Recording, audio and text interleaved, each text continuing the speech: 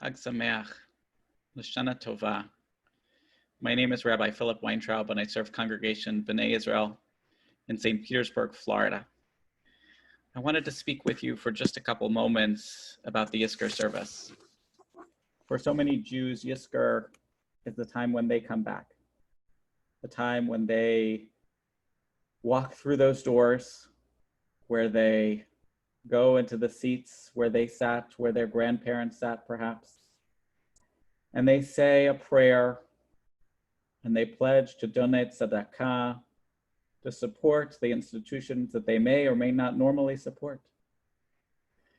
And even for those who are not regular shul goers, that time of Yizkor tends to be their focus, the time to remember, the time to pay respects to those that came before, to connect Lador Vador from generation to generation to their families, their friends, the tradition.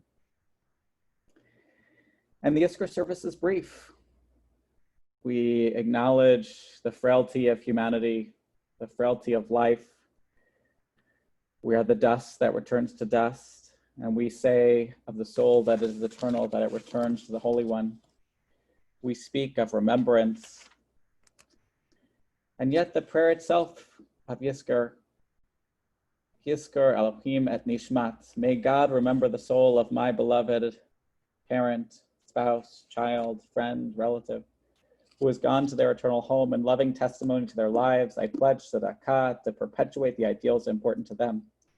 Through such deeds and through prayer and remembrance, may their soul be bound up in the bonds of life. May I prove myself worthy of the many gifts with which they bless me. May these moments of memory, moments of meditation, strengthen the ties that link me to their memory.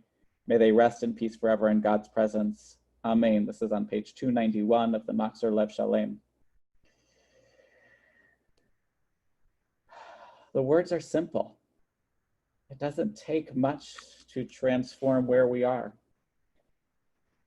And in this moment, when all of us are spread throughout the world, when we are wondering what the next day or week or month will look like, and living in perpetual Groundhog Day, it seems at times, our tradition is saying to us that we have to remember.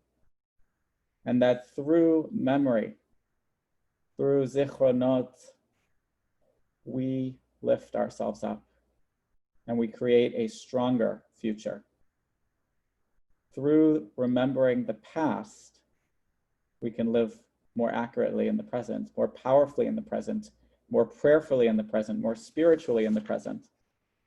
And to me, one of the greatest blessings, while I am blessed to have parents that I love dearly and God willing will live many more years, is the meditation on page 292, acknowledging that not everyone has a positive relationship with their parents, that some have more challenges, and that every human being in that moment can acknowledge the reality of life, because Yizkor is not about painting over difficult people, but about remembering the blessings that we have, the blessings of our lives, so that as we continue in the Yom Kippur service, we have that connection to where we've been, so we can dream of where we will be. From the poem Zelda, my peace is tied by a thread to yours, on page 293, in the beloved holidays and glorious seasons of the year, with the wealth of fragrances, flowers, fruits, leaves, and winds, the fog and the rain, the sudden snow and the dew are suspended on a thread of longing. And I think about this time, and this time is really about this thread of longing. How do we connect to where we've been?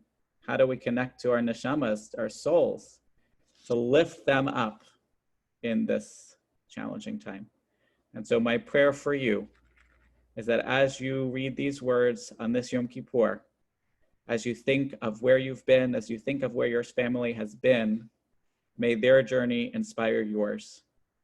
And may it bring you closer to Torah, to Ahavat Yisrael, to the love of Israel, and Dveikut with the Holy One, connection with God. I wish you L'Shana Tova.